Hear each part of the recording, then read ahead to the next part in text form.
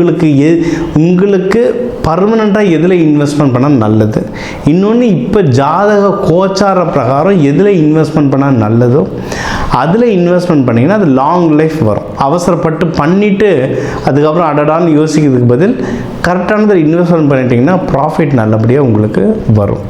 அதே மாதிரி குருமார்களை பார்க்க ரொம்ப நல்லது. உங்களுக்கு நீங்களே இந்த 1000 பேருக்கு அட்வைஸ் பண்ணுவீங்க, இருந்தாலும் உங்களுக்கு அட்வைஸ் பண்ணுற நல்ல குருமார்களை போய் பார்த்துட்டு வர உங்களுக்கு ஆஃபீஸில், தொழிலில், பர்சனல் லைஃப்பில் நல்ல முன்னேற்றங்கள் தரும்.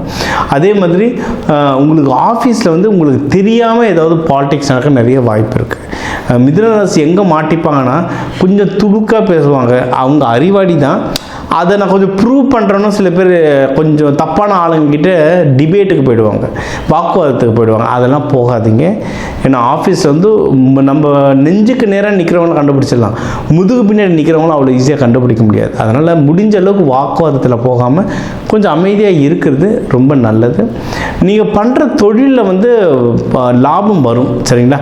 அதே மாதிரி சுப விரயமும் வரும். அதனால் காசு வரும்போது கரெக்டான விஷயத்தை இன்வெஸ்ட்மெண்ட் பண்ணிட்டீங்கன்னா இந்த விரயத்தை வந்து சுப விரயமாக மாற்றிடலாம். நீங்கள் வழிபட வேண்டிய தெய்வம் வந்து பெருமாள், கிருஷ்ணர். திருவாதிரை நட்சத்திரக்காரங்களாக இருந்தால் நடராஜரை வழிபடுறது ரொம்ப நல்லது. பெருமாள் கோவிலுக்கு போகிறீங்கன்னா துளசி கொடுங்க. சிவபெருமான் கோவிலுக்கு போகிறதா இருந்தால் வில்வத்தை கொடுங்க. ஆனால் 2 கோவில்கள்லையும் நீங்கள் வந்து